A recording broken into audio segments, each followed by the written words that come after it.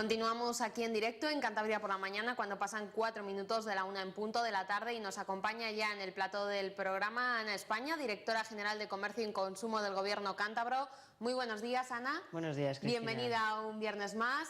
Ya les recordamos a los espectadores que, al igual que hicimos el año pasado contigo, Ana, estamos hablando de diferentes temas que nos pueden interesar como consumidores y que son muchos de las quejas y problemas que llegan a la Dirección General.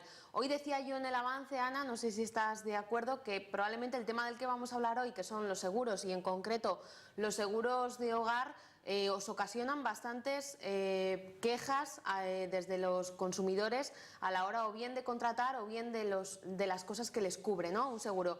El seguro en general, sea de hogar, de viaje, de coche, nos da bastantes dolores de cabeza como consumidores. Y sobre todo de consultas porque en muchos casos probablemente cuando han firmado el contrato del seguro hay cosas que quieren reclamar pero a lo mejor no tienen derecho. Entonces, es la importancia preventiva que desde el Gobierno de Cantabria consideramos que es esencial en cualquier tema de consumo, es decir, que el consumidor tenga suficiente información para que al realizar cualquier acto de consumo, como puede ser firmar un contrato de seguro, lo haga con ciertas garantías. Y la mayor garantía es que tenga información.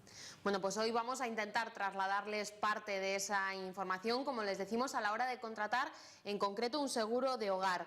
Probablemente muchas de las personas que nos están viendo, Ana, la primera vez que han contratado un seguro de hogar ha sido a la vez que han hecho la firma de la hipoteca de su casa o bien si están de alquiler. En el caso de la compra de una vivienda, ¿nos puede obligar la entidad con la que estamos contratando esa hipoteca, ese préstamo hipotecario, a contratar el seguro de hogar también con ellos, con el tipo de póliza que ellos tengan? A ver, con ellos no. Realmente, si tú tienes una hipoteca, sí que tienes que tener obligatoriamente un seguro de incendios. Pero luego ya, como consumidor, tú puedes decidir si lo contratas con la entidad con la que has pedido la hipoteca o con otra. Hace años lo que hacían es obligar sin nada a cambio, es decir, yo hago la hipoteca en una entidad y entonces me obligan, para darme la hipoteca, a que suscriba el contrato de seguro de mi vivienda con ellos. Eso ahora no lo hacen, entre otras cosas, porque no se puede obligar. Lo que sí que te hacen es, en muchas ocasiones, es decir, mira, si contratas la póliza de seguro de la vivienda y contratas lo que sea, tienes unas condiciones mejores en la hipoteca. Eso sí, pero obligar simplemente por hacer una hipoteca, tener la obligación de tener el seguro con la entidad, no. O sea, nos pueden dar unas ventajas, por ejemplo, 50 euros menos, por poner un ejemplo, en la cuota de su hipoteca si tiene el seguro de hogar y de vida con nosotros, pero en ningún caso es obligatorio. O sea, lo que es obligatorio es tener un seguro de incendios cuando haces una hipoteca, eso sí. Lo que no es obligatorio es que lo hagas con la entidad que te ha dado la hipoteca. Entonces, si lo haces es porque probablemente te dé unas condiciones mejores, pero nunca obligar. Vayamos donde vayamos, bien sea a través de la firma de esa hipoteca o bien a cualquier tipo de agencia de seguros, Ana, cuando pedimos información para contratar un seguro nos pueden hacer una propuesta de seguro. ¿Qué es exactamente eso de la propuesta? Pues yo le digo las condiciones de que quiero yo el contrato, que me ha explicado la compañía de seguros, y me pueden dar un documento con una propuesta económica y esa propuesta tiene una validez de 15 días, es decir, durante ese tiempo tengo yo asegurado, imagínate que sea la vivienda, durante 15 días. O sea que durante el tiempo propuesta es como si tuviera un seguro, esa propuesta, pero la tengo que tener en documento, no la dan siempre, pero si me dieran es como si tengo ya la póliza suscrita con ellos durante 15 días. O sea que si no estamos seguros de qué seguro vamos a contratar, pero ya estamos viviendo en esa vivienda, Ana, lo que podemos hacer es pedir la propuesta por escrito para que durante 15 días que nos decidimos si contratamos el seguro con este o con el otro, dependiendo de precios, etcétera, tener cubiertos, digamos. Sí, lo que pasa que también hay que tener en cuenta que esa propuesta tampoco le podemos obligar a la compañía, porque como en todo, siempre hablamos de que ni los consumidores ni los empresarios siempre actúan bien. También es verdad que alguien se puede dedicar a ir pidiendo propuestas por compañías de seguro y entonces tendría suscrita. Estoy durante 6 meses, ¿no? Esa es una posibilidad, es decir, que la gente sepa que si va a una compañía y le ofrece esa propuesta, tendrá esa validez. No es que la pueda exigir yo. Te decía al comienzo que muchas veces tenemos dudas, ¿no?, cuando firmamos una póliza con lo que luego nos va a entrar y lo que no.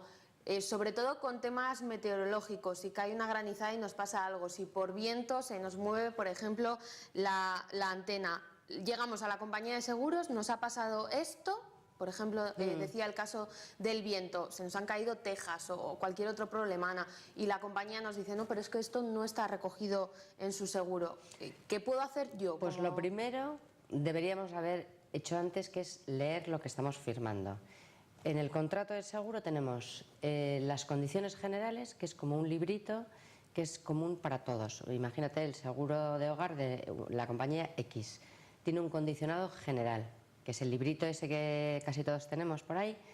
Y luego tenemos las condiciones particulares. Las condiciones particulares es específicamente para ti, pues tu vivienda, en la calle tal, si la estructura es de madera, todas las características tuyas. Entonces hay que leer las condiciones generales y las particulares. Y sobre todo las cláusulas, las limitaciones. Es decir, yo cuando alguien va a contratar un seguro, claro, el libro ese de las condiciones generales es... No se lee nadie, ¿no, Ana? Lo que hay que leer es lo negrito, qué es lo que no entra. Yo creo que, porque casi siempre, claro, la compañía, yo también haría lo mismo, si voy a vender un seguro, voy a intentar explicar al consumidor todo lo que entra en el seguro. Todas las ventajas, Eso ¿no? es, pero yo creo que como consumidor lo mejor es leerlo todo, pero si no tenemos ganas de leer todo, por lo menos leer a fondo lo que no entra. El ejemplo, hay veces que hay gente que se ha dejado las llaves en su casa, las llaves por dentro, y entonces dice, ¿esto me entra en el seguro, en mi póliza? Pues depende en concreto si eso sería el hurto, el robo, que eso también genera muchas confusiones. Me he dejado las llaves, las he perdido, eso es hurto, hurto. Eso es directamente que con descuido... Sí, un extravío. Eso es.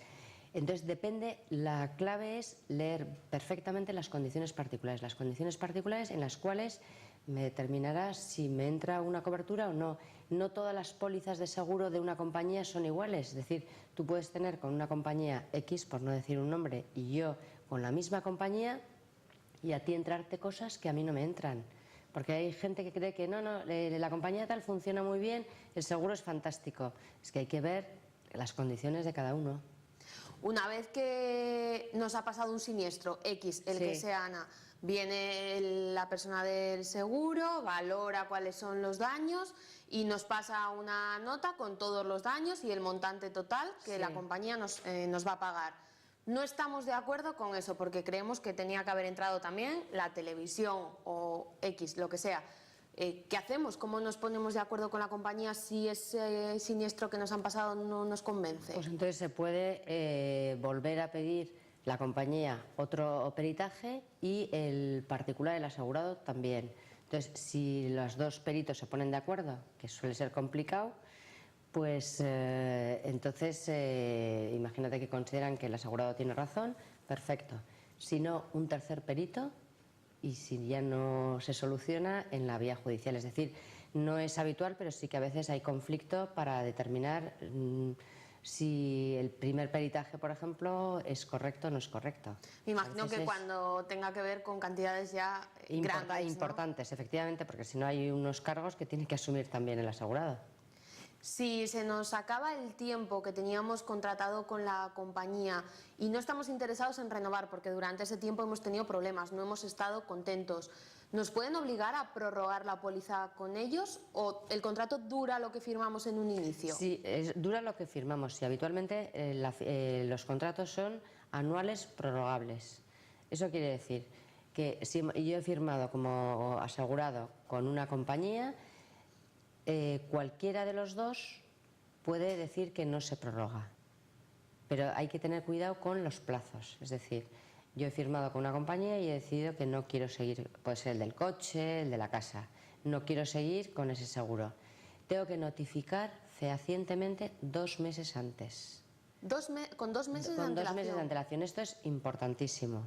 Porque a veces tenemos tendencia, pues eso pasa bastante en los seguros de coches, pues es que tengo otro de un precio mejor, nada, ya devolveré el recibo o llamando por teléfono, oye, que ya no quiero renovar.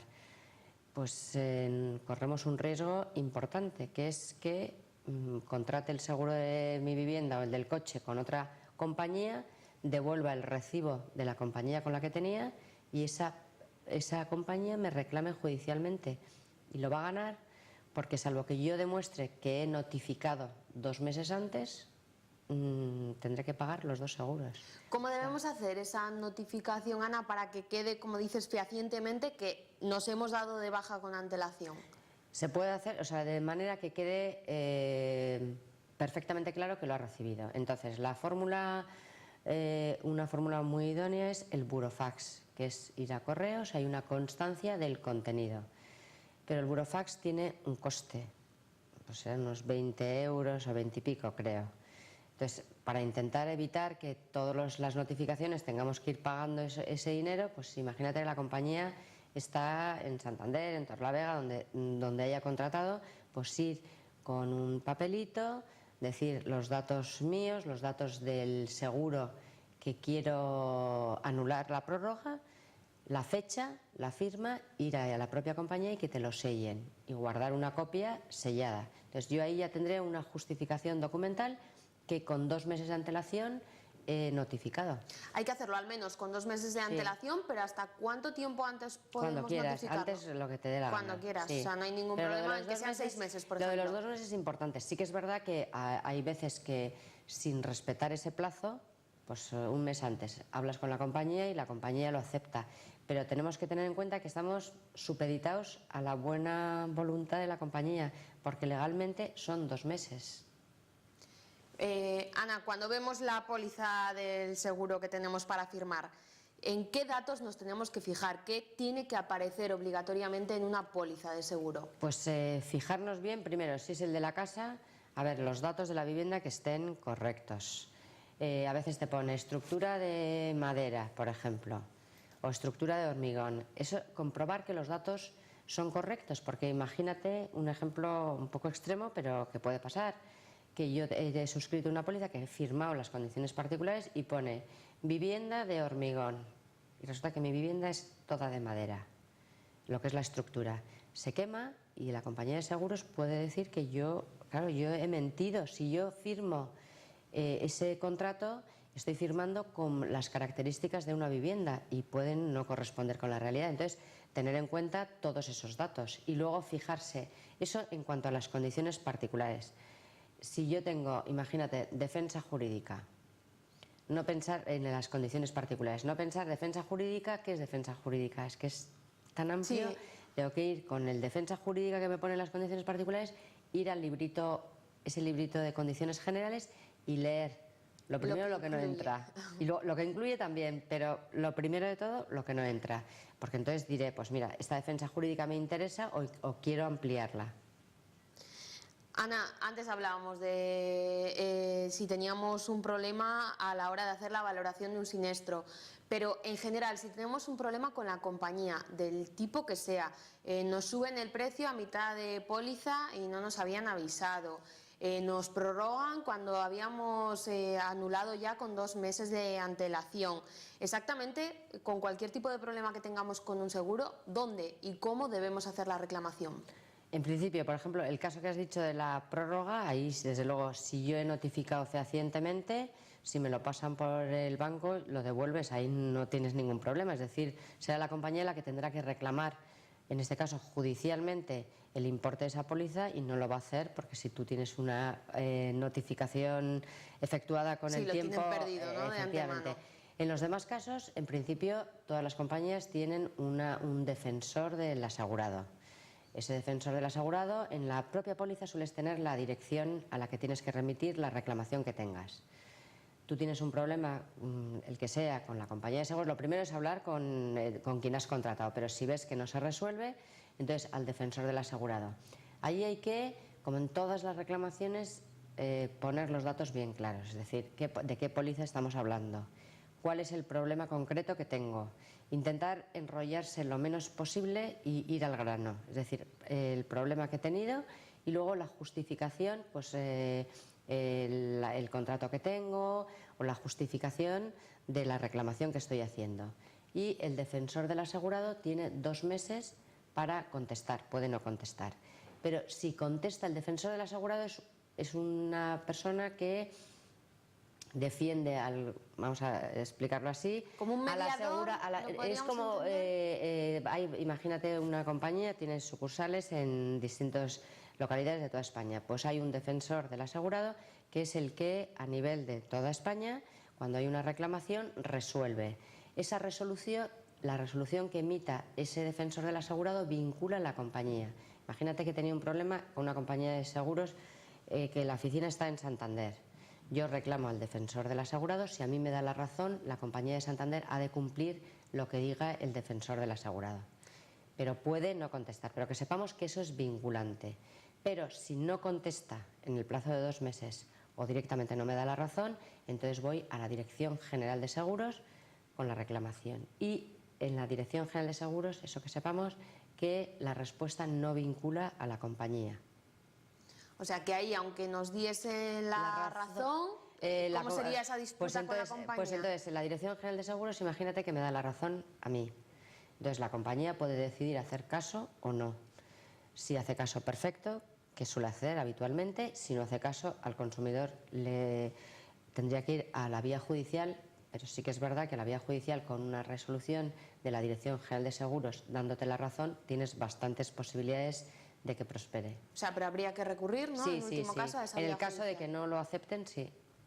Bueno, pues Ana, muchísimas gracias una semana más por resolvernos estas dudas, en concreto hoy sobre los seguros y los seguros de hogar. Nos vemos aquí en próximas semanas para seguir hablando de otros temas de consumo. Muchísimas gracias. Gracias a ti.